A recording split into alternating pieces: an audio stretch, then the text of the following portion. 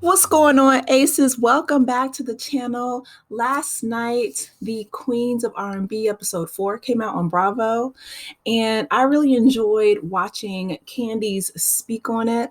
So that's where she does her recap and she gives us, her point of view, an insider point of view on what's going on behind the scenes.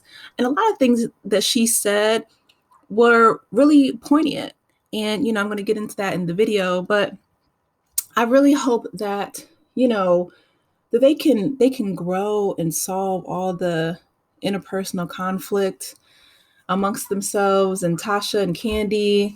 You know, I really hope they can get it together before they're supposed to be touring this summer. Like that's what Tiny said, that they're supposedly touring this summer. However, I did a bit of research, and they were supposed to be touring the 25th a few days ago, and it got postponed. So hopefully they can pick that back up. And here we have, what Kandi was talking about with the Xscape, the Great Escape tour. And, they were the headliners with Belle Biv DeVoe and SWV. So, they all came together and they sat down and they were trying to discuss the details as far as, who was going to co-headline. And they did have some kind of resolution, which made my heart happy, right? So at the end of the day, they were going back and forth with Coco being paid more because she's the lead SWV. And of course, Xscape has several different leads, but here we have, Tasha saying, along with the rest of the girls and Coco and the rest of the group were like, we should just co-headline. So that was one point of resolution that they came to that made me happy, that they could actually come together as grown women in their 40s and 50s and decide to co-headline the tour and hopefully split the money evenly. And so Tasha, of course, is, right now promoting her gospel album, which she signed with Motown. And she said that she's really excited because she now, owns the masters to her music, which is really big for, anyone in the music industry, because if you don't own your masters, then you're missing out on a huge portion of not only your money, but also, your autonomy, your creative freedom. So again, then Tamika and her discuss, Tamika breaks out like the laptop and she has Steve there, which is the creative director. And, Tamika has all these ideas about what she wants. I mean, she was talking about bringing a horse out on stage and, having all these really grandiose ideas for the tour. And Tasha, who I guess previously would be in charge of a lot of the creative direction of the group, she, the second picture kind of shows on her face, her facial expression as her sister's talking, as Tamika's talking about the creative direction, she's not happy. So, and shout out to the plate of ham. That I believe it was Taj, but that is hilarious. Okay, because as we know, Kandi always has like a nice full spread, a nice charcuterie board and fruits and vegetables, and a myriad of drinks, and she has a really nice spread, but she also owns a restaurant, so I'm sure she's probably used to hosting people. And Tiny as well. I mean, of course, in the previous episode, she was saying that she has 5 homes and she can't really use all of she doesn't know how to use all the appliances in all the homes, and she was struggling with the blender. But she at least did, blend up some drinks and had, a decent spread of food for the girls. But this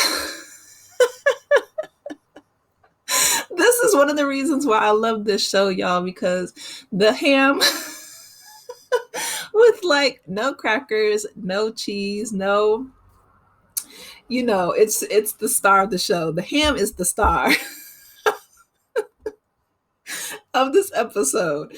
So this cracked me up. This was like some good comic relief in the midst of all that tension and stress. So yes, a shout out to, I believe it was Taj, I might be wrong, but whoever's idea it was to have the ham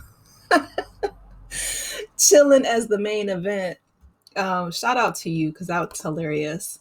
So here we have the manager of Xscape or the road manager.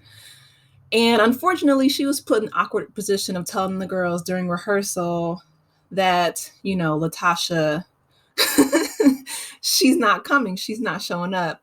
And, Kandi and Tamika and Tiny, they're all in the middle of rehearsing, singing their hearts out, getting their steps down, going over everything. They're doing the work, they're putting in the work, right?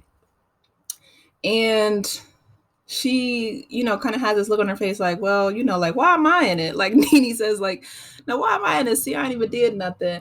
And they weren't blaming her, but they were just saying that, during the rehearsal, like, here's Tamika singing her sister's part. And she's like, it's not easy necessarily, singing my part and LaTocha's part, like taking up that slack for someone is never easy. However, Kandi made some really good points. Like, she's like, why do we give LaTocha the control or, the ability to say, well, I'm just not going to show up. I'm just going to not put in the same amount of work and expect the same amount of money, respect, credit, right? And Tamika had to check herself. She was like, before I would say, well, this is my sister. But she's like, no, that was the old Tamika. The new Tamika has to realize that if LaTocha's not going to show up and put in the work and do what everyone else is doing and at least meet us halfway, then, she has to go with what's right and what her group mates feel. And that's true, right? I mean, Kandi was like, she's acting like she's Gladys Knight and we're the Pips, or, she's just like David Ruffin in the Temptations and not show up to rehearsal or put in any of the work, but come on the stage, during the show at the last minute and get all the glory and the credit and, the accolades. And she's like, and that's not fair and that's not right. So she made some really good points, but shout out to Tamika for growth. I love Kandi so much during this episode and her speak on it because she's basically saying that, for, however long the group has been together since their teenage years. So I'm thinking that's like 30 plus years that they've been working together. And LaTocha, gets on YouTube and she's trying to, pretty much shade Kandi in terms of her voice.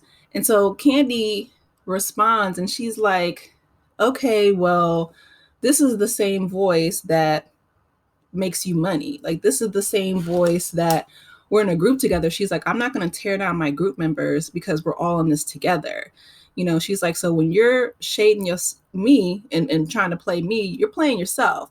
She's like, and furthermore, she's like, I'm more accomplished than you with your amazing voice, right? Kandi has the business acumen and the work ethic, to show that she's been a serious businesswoman her entire life. And even if, LaTocha does have a better voice or a wider vocal range, she's like, I'm not going to shade you for doing those same tired runs that you've been doing since 1992. And, she's like, and I already have a number one gospel hit, me, Kandi, by myself.